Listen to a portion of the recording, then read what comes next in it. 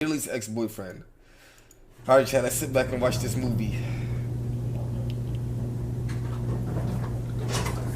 Alright. Did you say you did want water, didn't you? It's okay. Yeah, grab me some water real quick. I need to get some stuff together here. That's my card. I know I introduced myself to you at your house, but my name is Lisa Reeves, okay? And I am a detective. Yo, Chad, I ain't gonna lie. This is why I don't blame Gunna.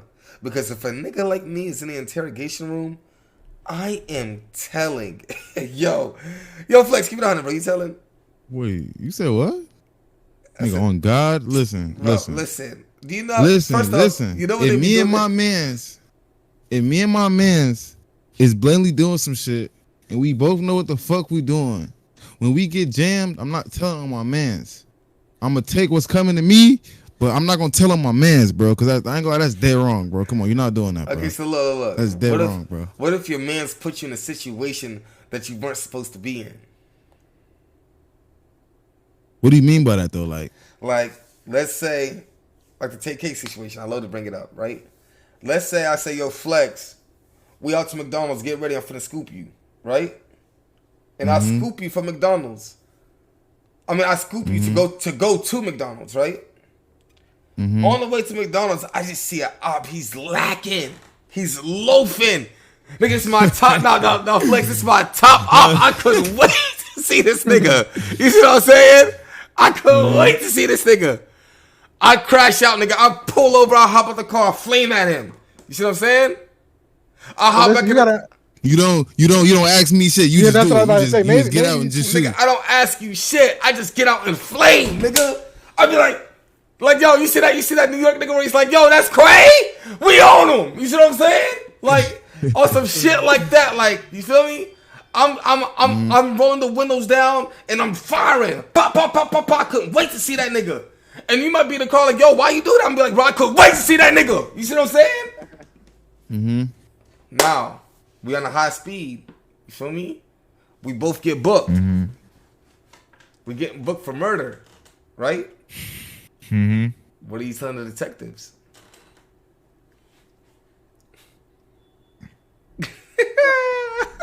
I feel like it's really about the time, bro. I would do like 2 years for Flex, no homo. But we talking like 7 to 10, you're done, gang. I'm not gonna. Yeah, like I ain't gonna lie. If I got like 2 years on the table, I might take it. You're not doing 2 years. But listen. As soon as they get to talk about 30, 40, 15, 20, I'm a hey. I ain't got nothing to do with that. You know what I'm saying? That was for them. Are you taking it to trial, or are you snitching? I might take the trial though, cause at the same time, nigga, they can't prove that. Well, no, they can't prove that I was there, and it's accessory to murder, so you're getting time. They have proof that you was there. They have proof that you're not cooperating. They have proof you was in the car. You know what I'm saying? Regardless of what you had, you're not going on or not. You're not giving up no name. You're not giving up no proof. You're not giving up no evidence. Now, mind you, you know what I'm saying? I called you and told you, it's not like I texted you. I called you and I told you, yo, we finna go to McDonald's, get ready. You got no proof of no text messages. You got nothing. You know what I'm saying? They could use that log and the detectives could flip it around and be like, yo, look, this is a planned murder. This nigga called him before the drill. You see what I'm saying? What are you doing, Flex? Yo, I'm definitely. I'm gonna tell. Before I keep on going to talk to you, I'm going to make sure you do understand your rights, okay? And that way I can explain to you what's going on and all that good stuff. Do you understand? You understand that? Okay. Today's date is May the 3rd, 2010. The current time is. All right. Your first name is George. Yes. George. I might just tell the truth. I ain't gonna lie. Exactly. Come on, brother. Like academics said, there's a difference between snitching and telling the truth. You see what I'm saying? It's not snitching if you're telling the truth. You see what I'm saying? It's facts. Nah, I ain't gonna lie. My man's getting me booked for 20 years just trying to get a McGriddle. Was crazy. Let me hear this. There's no way I did you. No way. Oh, no, this nigga's crazy. I'm sorry to see it.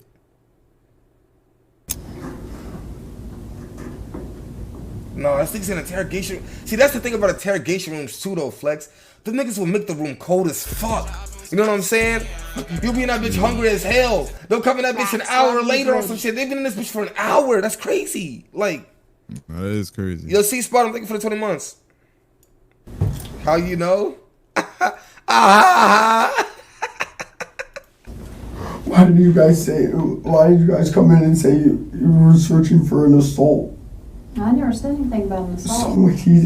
Someone came in this morning. I never mentioned to you anything. Just told you we're investigating something. Investigating. Do you want me to call anybody for you, George?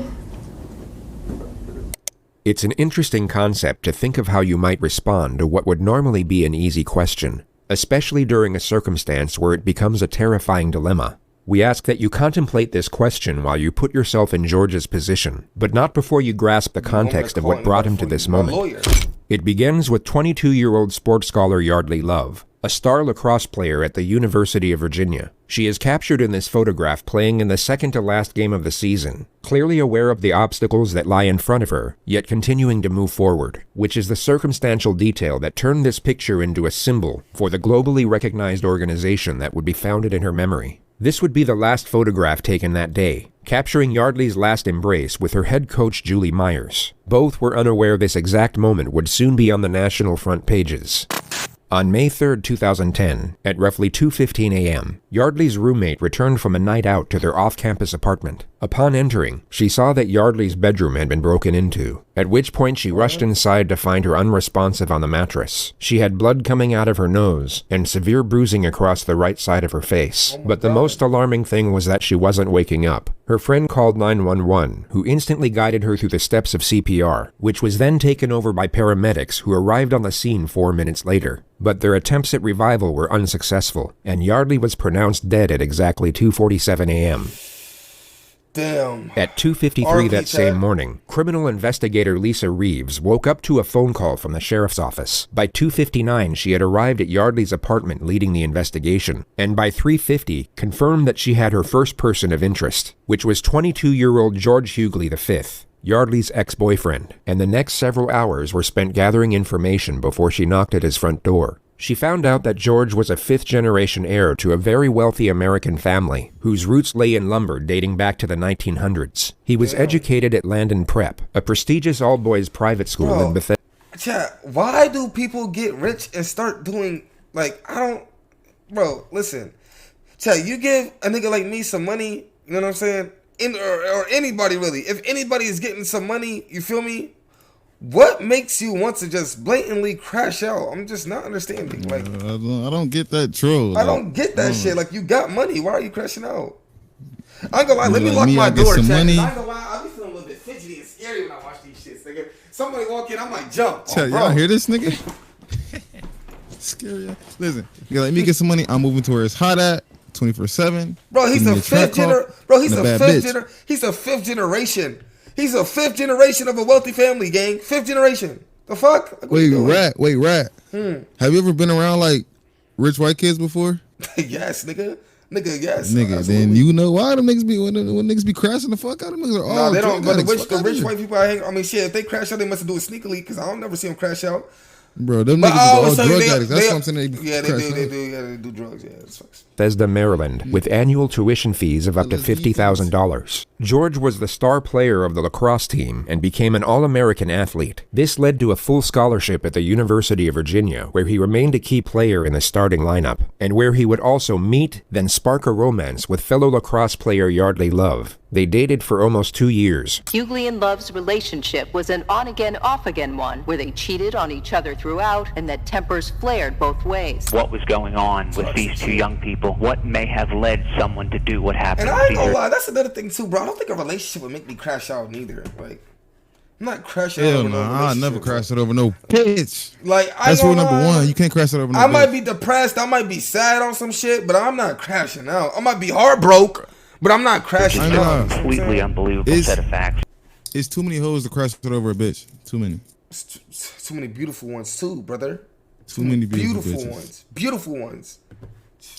Beautiful. Everybody watched the relationship. People were really troubled by it. They were scared for her. Nobody knew what to do. Yardley ended the relationship in 2010, just 2 weeks before graduation. 9 days later, she was found dead in her bedroom. And that same morning, George Hughley would hear a knock at his front door. He opened to Detective Lisa Reeves, who was dressed in civilian clothing. She introduced herself as a police officer, but mentioned nothing of the crime. She simply stated that she was conducting an investigation that could benefit from his presence at the sheriff's office. George's response was to lethargically put on his flip-flops, then walk over to the passenger side door of her unmarked police car and let himself in. Somewhat bewildered, Lisa got in and drove them to the police station a few minutes away without talking. It was around then when she noticed bruising on his knuckles and cuts on his forearm, at which point George was no longer a person of interest. He was the prime suspect. Oh, damn, so she backdoored him. She backdoored him. Alright. Did you say you did want water, didn't you? I know I introduced myself to you at your house, but my name is Lisa Reeves. Today's date is May 3rd, 2010. The current time is... Agent Stream, Drake sent him a gift. Bro, don't troll me, bro. What's to say, bro? No, I can't tell him that much. 7:52, okay? My drama papers too. What's that? My drama's papers still right now. Alright, your first name is Don't George? worry, Chad. Yes. I'm putting in these hours. I'm shooting overtime. Chad, might not been a consistent streamer. I'm putting in overtime. We're going to see what niggas is really talking about. We're going to see if this overtime works. You know what I'm saying? We're going to see if this overtime really worked for real. You know what I'm saying? We're going to see, Chad. We're going to see. I'm putting in overtime hours, Chad. Overtime hours. We're going to see if this shit really worked. You see what I'm saying? Right away, you'll come to notice that George is oblivious to the gravity of his situation, and it would be very safe to assume that he at this moment is unaware that Yardley has died. He seems to believe that he's in as much trouble as he would be sitting in a principal's office, perhaps for getting in a fight at class or on the lacrosse field, and the sooner he provides a sanitized version of the truth, the sooner he'll get to go home. This, of course, ties in perfectly with the interrogator's opening strategy, which we've labeled warmth for the sake of this video. She will downplay the severity of his situation to a considerable degree, while maintaining a friendly temperament with a sympathetic undertone. She needs the suspect to feel safe and secure for the time being, as the less cautious he is, the more information he's likely to give away. Then as soon as he locks himself into one particular storyline, the pressure can commence, which often leads to a suspect being laden with panic and contradictions. Before we ask you any questions, you must understand your rights. You have the right to remain silent. Anything you say can be used against you in court. You have the right to talk to a lawyer before questioning and have one present during questioning. If you cannot afford a lawyer, one will be provided for you. And if you're willing to talk to us now, you have the right to stop talking anytime. George has two options here. Option one is to remain silent, then allow his father to get him the most expensive attorneys in the country. He would then have years to examine the evidence, evaluate the many options available, and then construct the most self-preserving storyline with world-renowned experts in criminal defense before they present it to a jury. Unfortunately for George, he takes option two. But before he does, rewatch the flawlessly reassuring manner in which he's given the final piece of the Miranda warning. And if you're willing to talk to us now, you have the right to stop talking anytime. Got it? Yep. Awesome. Just need your signature there, that you understand your rights and are willing to talk to us. And the time now is 7:53. No, what? All right. Let's kind of start. I'm going to kind of ask you some questions, and like I said, we'll explain things a little bit later. Tell me about your day yesterday. Played golf with our parents. It was a father-son. Good event. I went to dinner with my dad and my two buddies, and then went home, went to the bar for like a little while. Then I went over to talk to Yardley, and Who's Yardley? Yardley is my former girlfriend. Okay. Oh my God. That's this whole thing's about, which I understand, but George has now initiated the investigative subject matter himself. God. It's the perfect opening scenario for the interrogator because she's given nothing away, making it more likely for him to reveal details that will contradict the evidence. when I went over to He just snitched on himself though. talk to Yardley, I was like, Yardley, and she was like already totally freaked out because of what she did this past like a few days ago, and we haven't talked since, and I was just gonna go talk to her. Yardley slept with another lacrosse player from North Carolina the week before, which is what he just referred to. And she was already like, oh, like freaking out. Like, you know, you can't come in, you can't come in. And I was like, I'm like just trying to talk to you. The investigation team obviously had no way of knowing this, and George has now confessed to the crime of second-degree trespass. More importantly, however, he's just confessed to initiating the supposed confrontation. He now can't say that he was somehow tricked or misled into that situation. He knowingly stepped into it, and the critical fact he can actually recognize and remember this will be used against him repeatedly in the future. And, like, she, like, started being, like getting, like, all, like, you know, like really like defensive. She was already like on the defensive edge, and like I was like, listen, I'm not here to like, I'm just here to talk to you.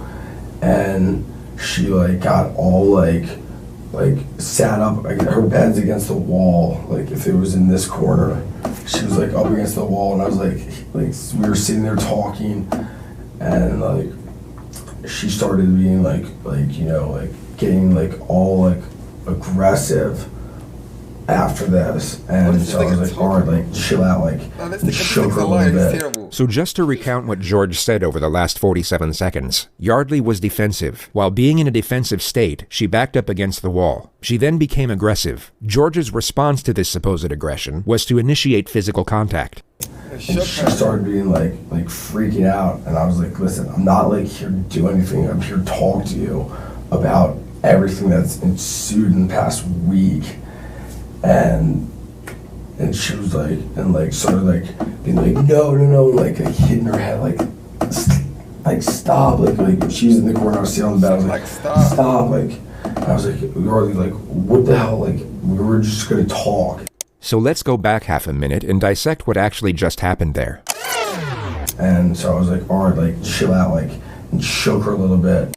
He will now say the words, and she started being like, then simultaneously mimic a body colliding with the wall. He will then stop himself mid-thought and subtly modify the detail. And she started being like freaking out, and I was like, listen. And she started being like freaking out. He goes from illustrating Yardley hitting the wall to, as he states, freaking out.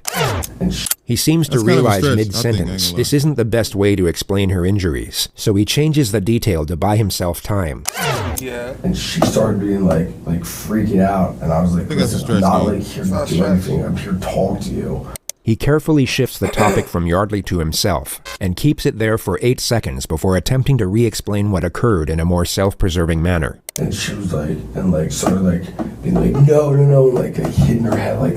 No jury on the planet will believe that Yardley was voluntarily slamming her head against the wall with enough force to cause fatal brain damage. All George has done here is give away the fact that he knows Yardley has sustained some type of head injury, and now lied on record about how it was inflicted. I was like, Yardley, like, what the hell, like, we were just gonna talk, and like, it was not at all like a good conversation, because that's like, she was already like freaking out with just even seeing me. Just even seeing me there. Okay. What happened next? What happened next? And she kept hitting her head against the wall while she was sitting on the bed. And I was like, and I grabbed her and I like shook her. I was like, stop! Like we need to like, and looked at her. I was like, we need to like talk about this. And like, I mean, I was holding her arms and stuff, but like I never struck her. I never like hit her like in the face or anything. I was just like, we need to talk. And she was so like, oh, I mean, what's the word? Like, you know, like flopping a fish out of the water, like so like all this. And I was like, listen, like I'm not here to like fight with you or like do anything. Like I'm here to talk to you. Why is this nigga snitching on himself though? That's what I'm not understanding. Like.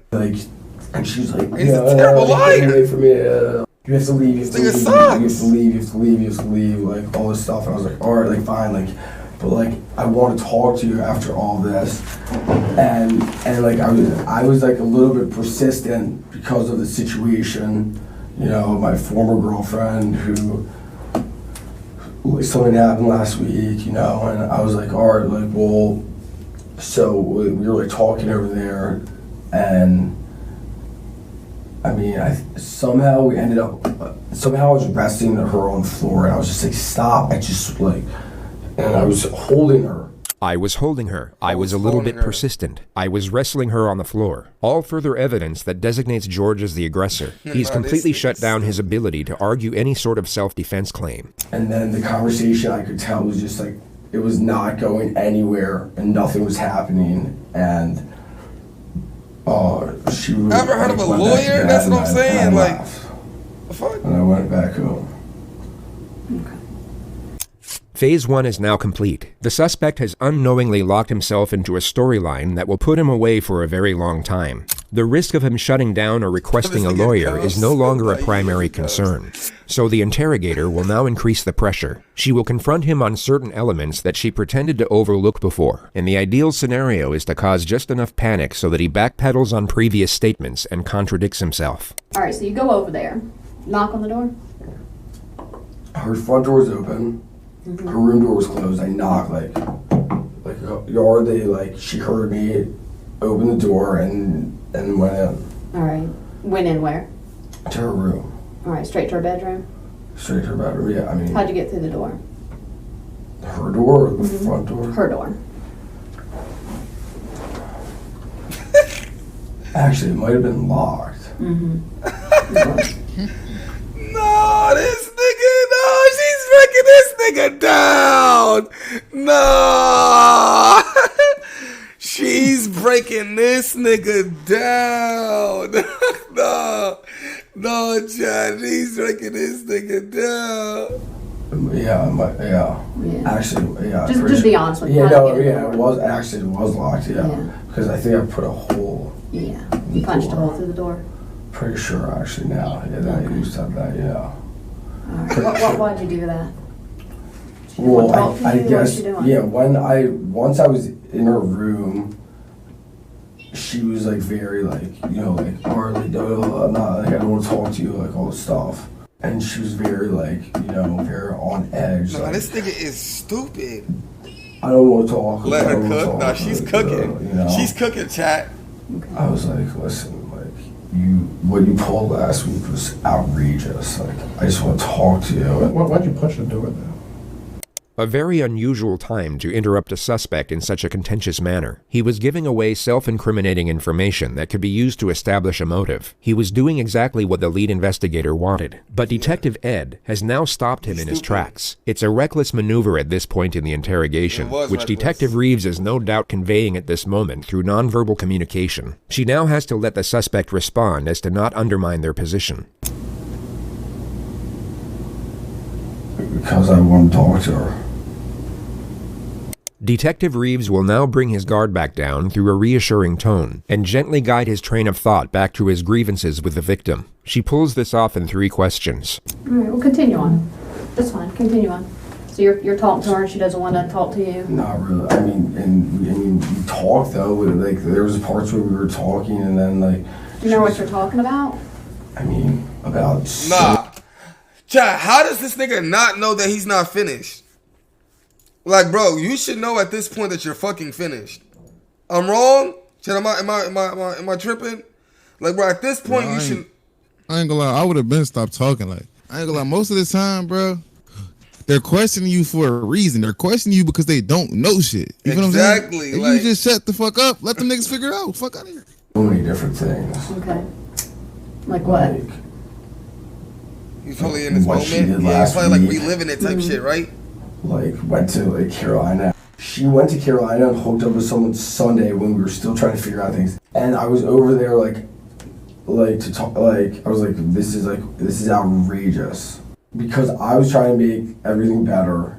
And then, like, you know, she was very defensive because she knew like how upset I was, because I've told her like through email like how upset I was like about what she did. Check them shits too. And so I was like, and I sat on the edge of it. I was like, listen, like, I want to talk to you. Like what you did was bullshit. Like that's not like okay. And I was just like, and she's like not like you know. Like, he gotta be off something. There's no way he's panicking like this. You know, sort of pushing everything that she did. He didn't know she died yet? And like talking about like you know like trying to like put everything that she did. Like, this nigga was rich too. Wasn't important. You don't gotta worry about shit. It kept going to the point where she like I was like, listen, like you're like we have to figure like out what's going on.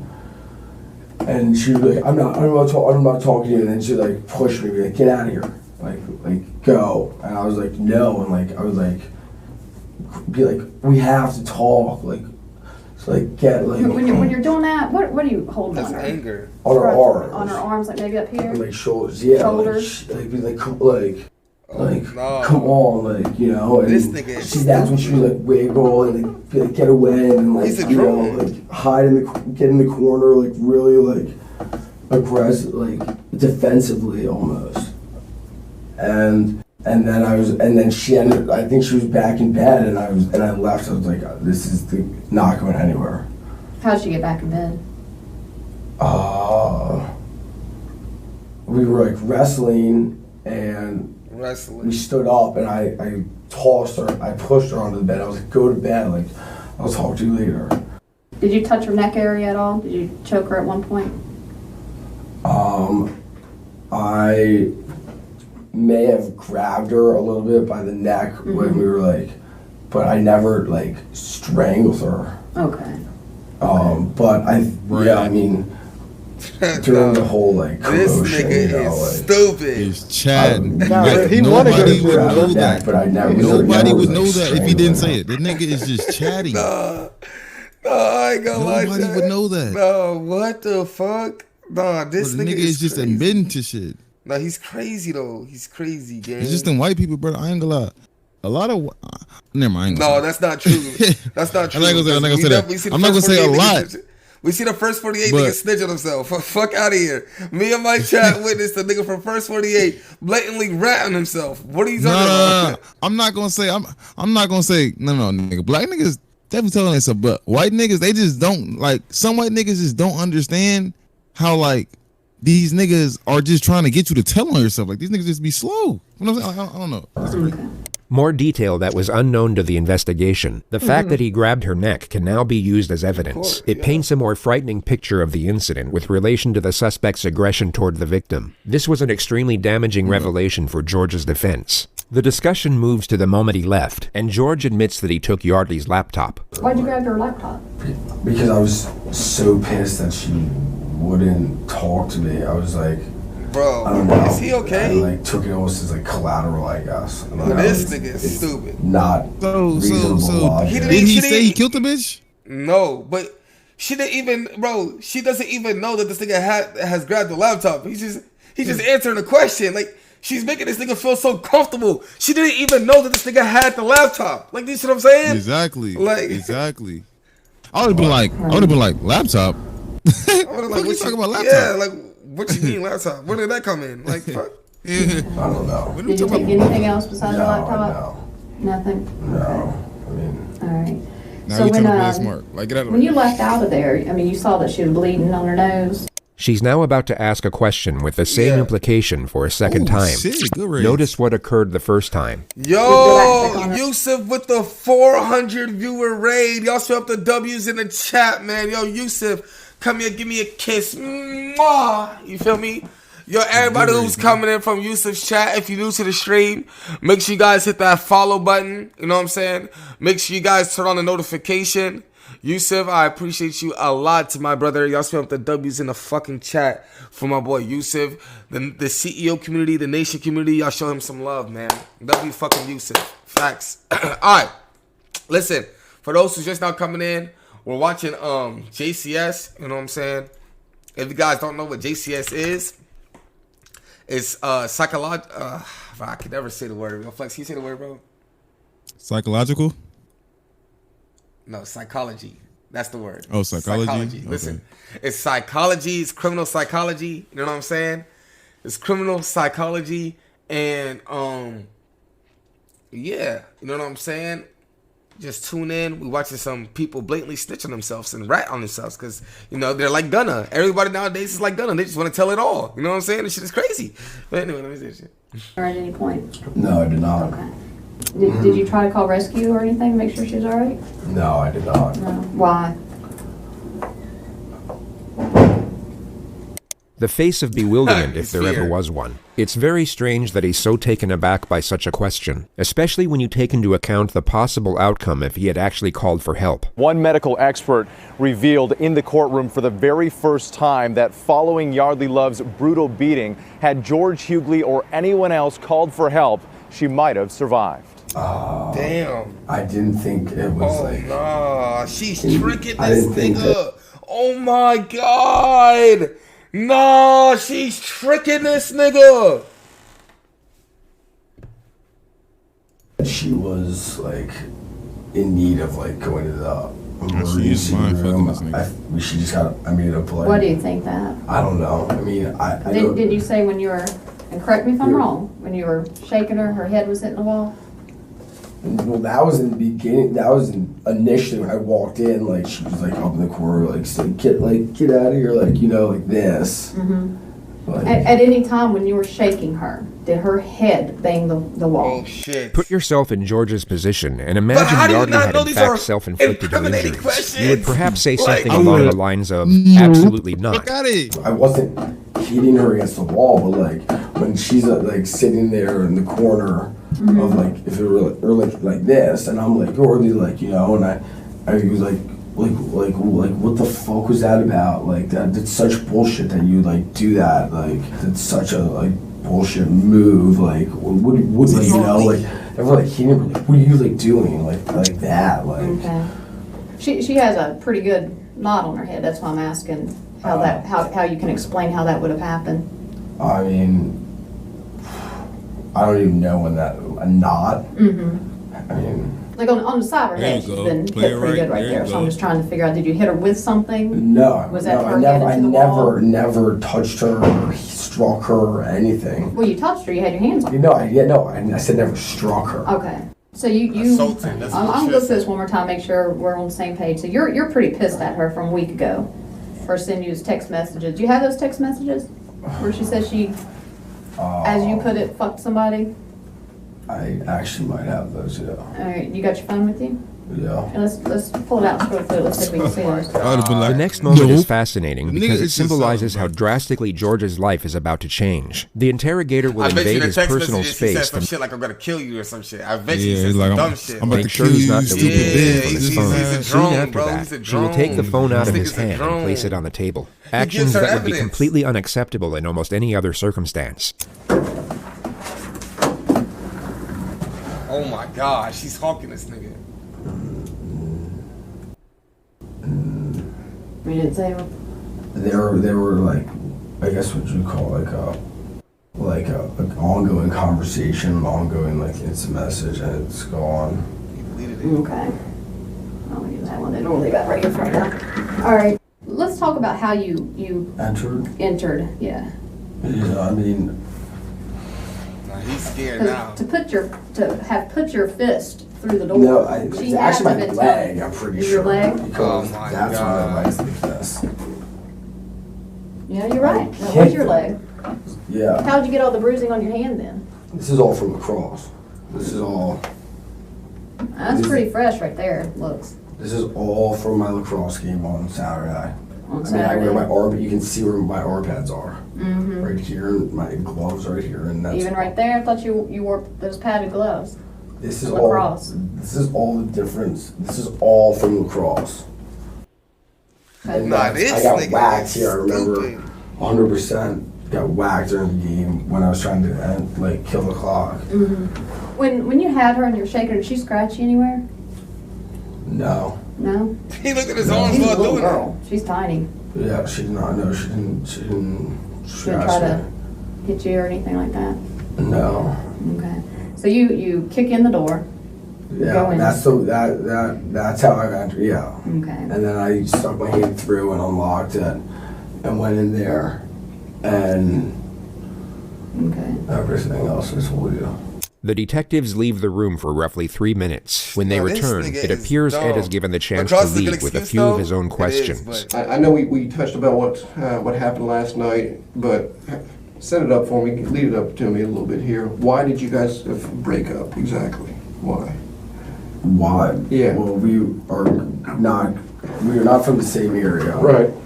And I'm going, or she wants me to New York, and I'm not exactly sure what I'm doing yet, but I'd like to move to San Francisco.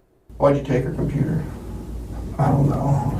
I have no idea. There's maybe because there's evidence on the computer, emails that you sent. No, there's no. I mean, Oh my you can read all the emails and everything back and forth. Detective Ed now asks George if he held Yardley down on the bed. He's trying to subtly set the grounds for an argument of smothering, which isn't a terrible idea, but would be disproven by the autopsy regardless. No. Did you fall down on top of her? Wrestling on We the were ground? wrestling on the ground for like a little bit. Did y'all wrestle on the bed at all? No, I never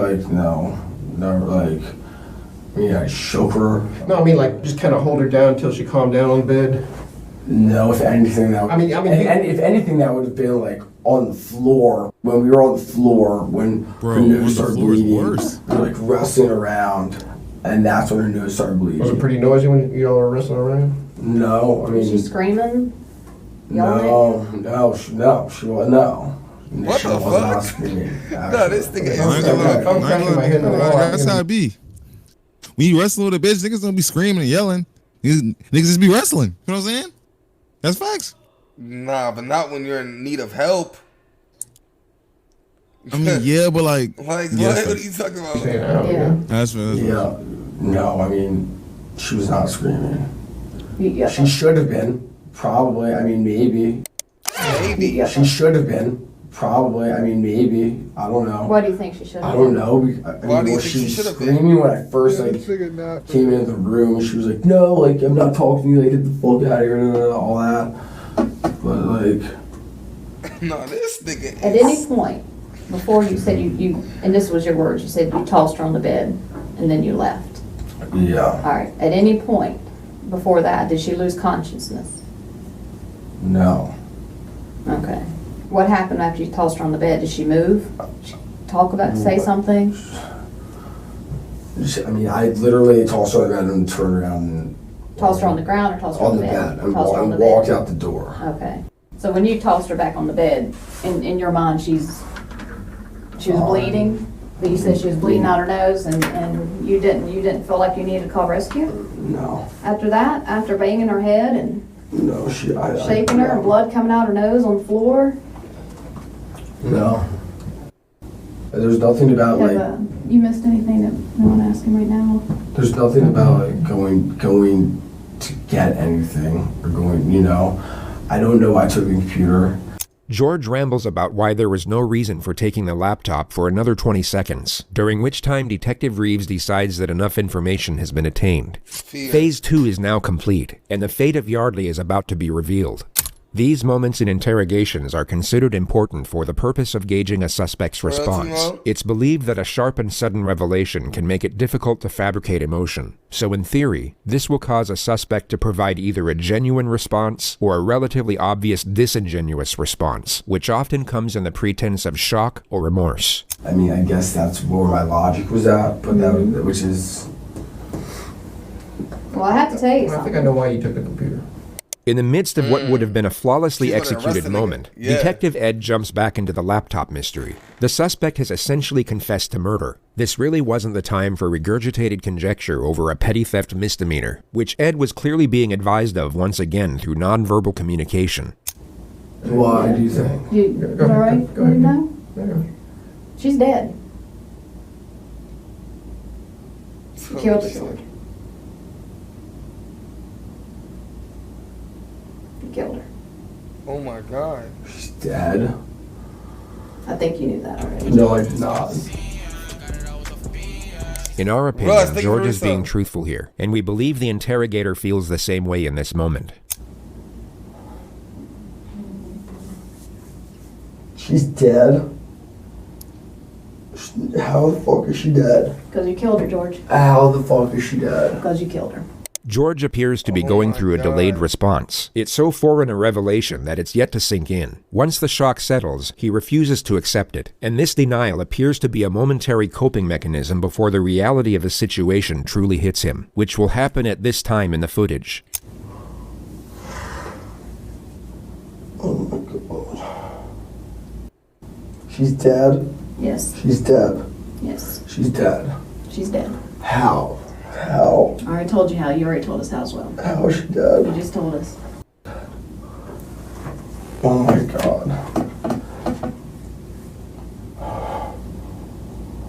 He's panicking. Nigga said she's dead. You went in there to talk with her, but it got out of control, right, George?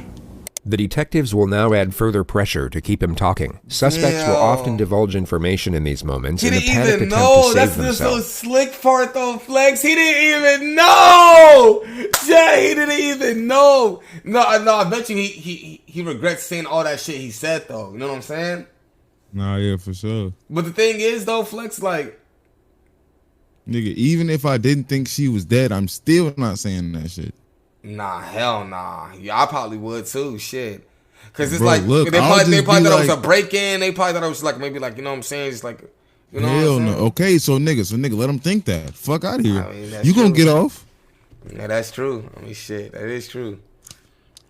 Even if she's And alive, in doing he so, admitted to can like 3 other crimes. He doing like. Nah, that's facts. That's facts. Shut down a more credible storyline they haven't thought up yet. The alcohol got a hold of you. You kicked in her door.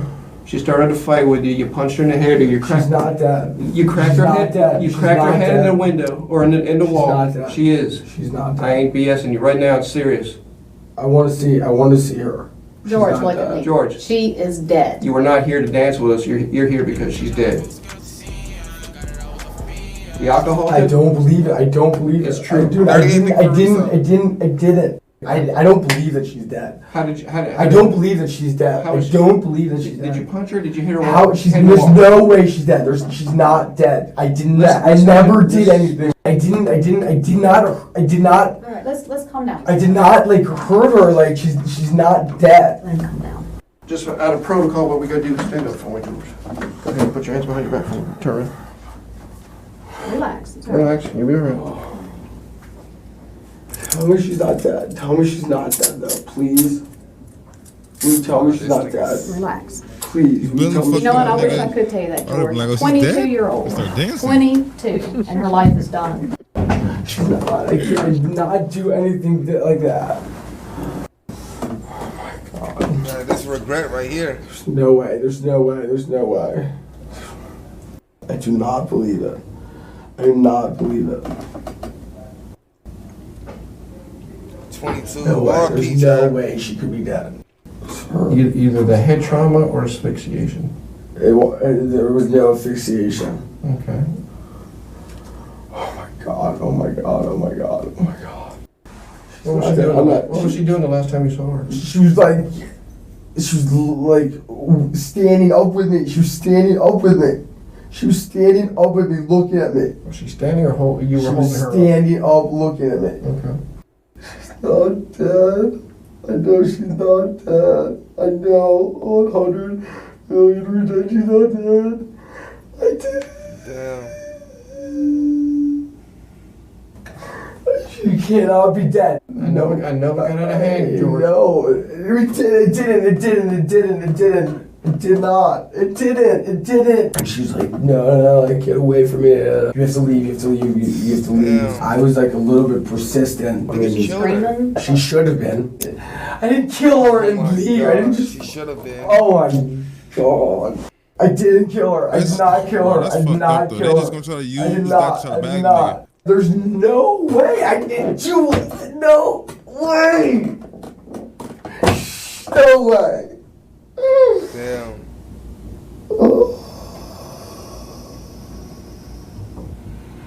I want a lawyer.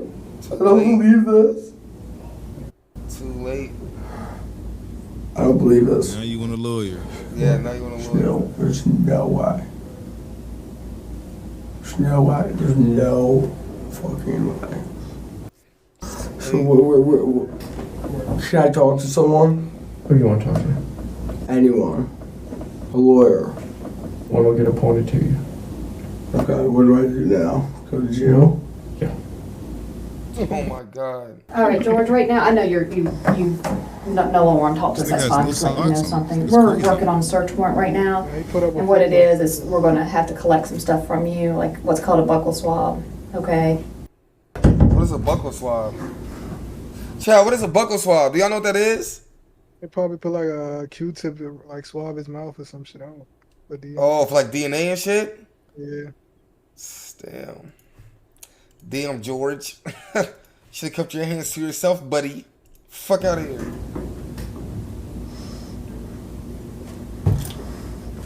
Why did you guys come in and say you were searching for an assault? I never said anything about an assault. Someone came in this morning. I never mentioned to you anything. Just told you we're investigating something. Wanted to know. Investigating. Do you want me to call anybody for you, George? At the start of this video, you were asked to think of what you would do in this situation. Really try and imagine what would be going through your mind in this moment, as you might just gain a restorative outlook from both knowing the answer while not having to answer this particular question. But there is of course no possible way you will gain anything close to the newfound perspective George has acquired in this moment, which unfortunately for him is no longer of use. Want me to call your dad? We call it Mom. Your mom? Is that who you'd like me to call? Can I talk to her? Mm-hmm. Can I talk to her? I don't know about that. Oh my God. What's your mom's name? I hate this bitch. What's her number? 301-96. Okay. How? Did you want me to call your dad? Or just her? She'll tell her. Mm-hmm. She can tell her everything. Okay. How? Damn. His whole life gone. He knows he's finished. He's finished, gang. I don't believe it. See, yo, Flex. Yo. This is why I said a nigga like me is not taking it to trial, because every moment, you know what I'm saying? Like it comes in that interrogation room, and you know you're finished, gang. Nigga, once you're finished, you're finished. You know what I'm saying? Like, Nah, yeah. I mean, that's true, but it's just like, man, like, I just feel like when they come in, like, bro, when it's shit like that, when it's just a situation with, like, you and her, and nobody else knows what happened, yeah, I'm not bro, you could beat that, bro. There's no way she's gonna be dead. There's no way. Calm down. No witnesses, There's no way. cameras, There's no beat that way. shit. There's no.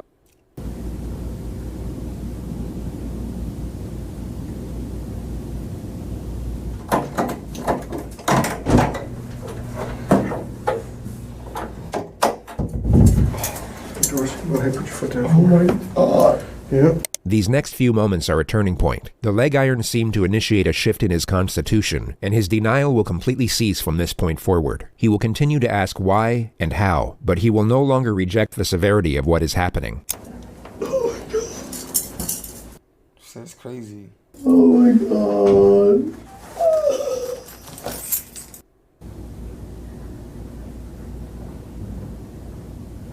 This shit's scary, gang.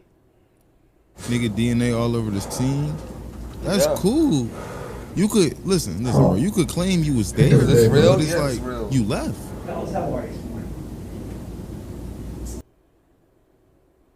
The fuck you mean is this real? Duh, nigga. I ain't here the rest of my life. I'm sorry? So I ain't here the rest of my life. In this room? No, in jail. I don't know.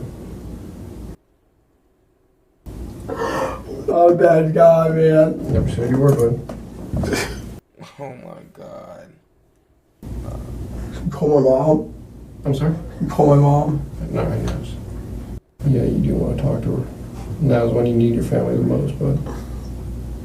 You know? Dude. Damn. Damn, George. Nigga Georgie in the pen. Damn, for that nigga probably locked up as we speak, nigga. Duh, crying too.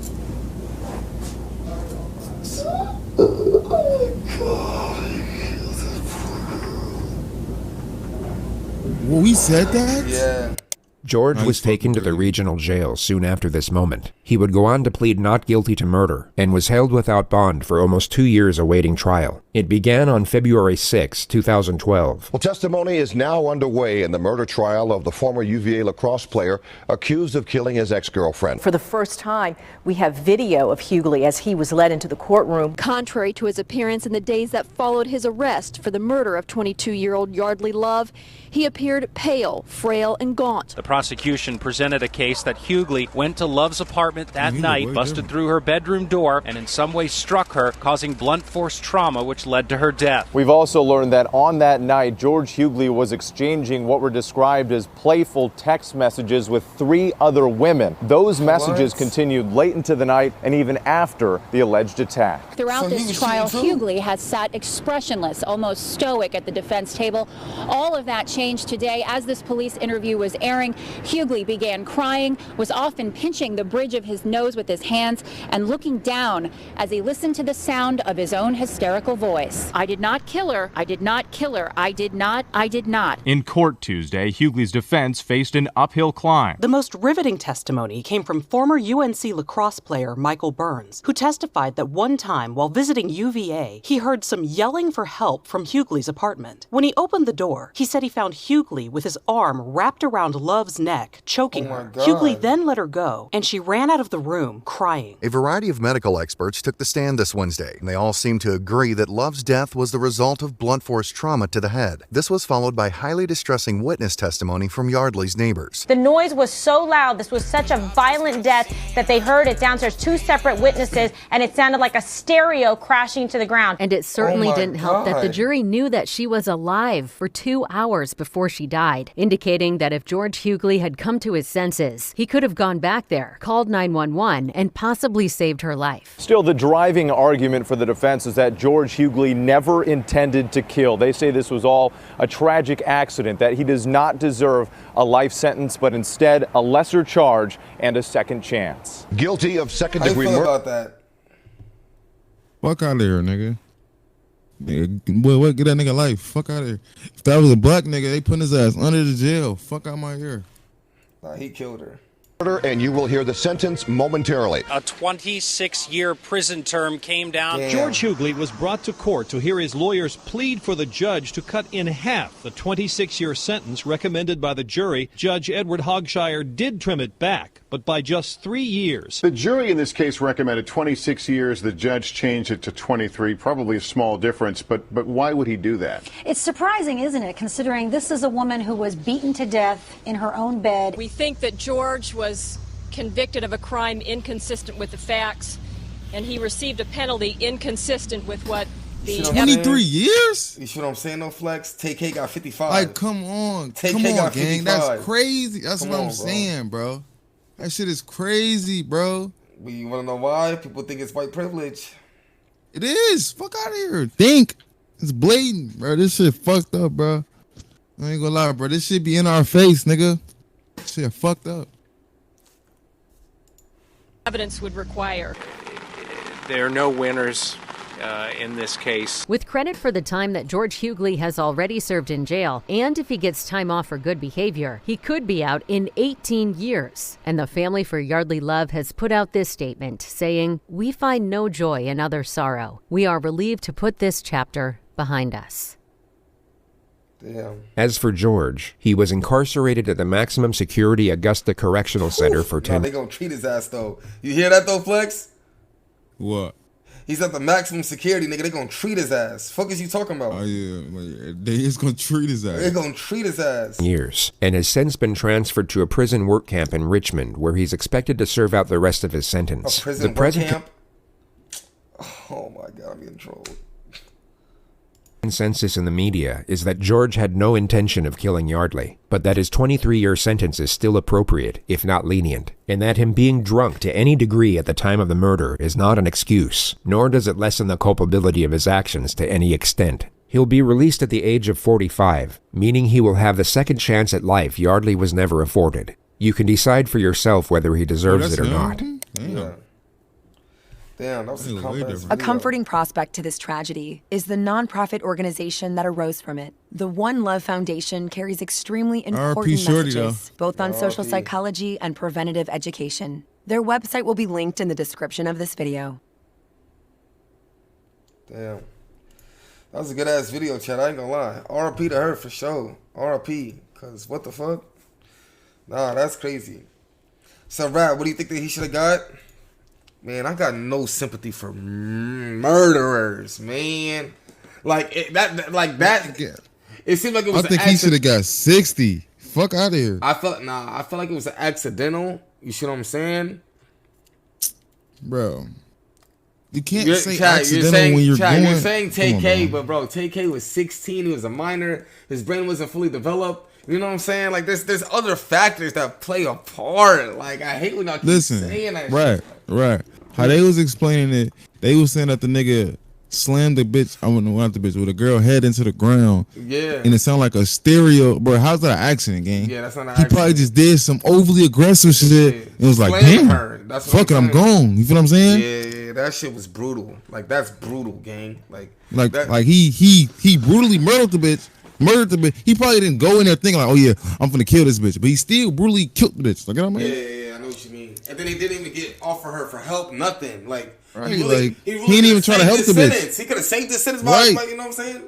Hold on, Right. let me refresh. If you would have called 911, now then it's more believable. Oh yeah, it was an accident. All right, come on, bro.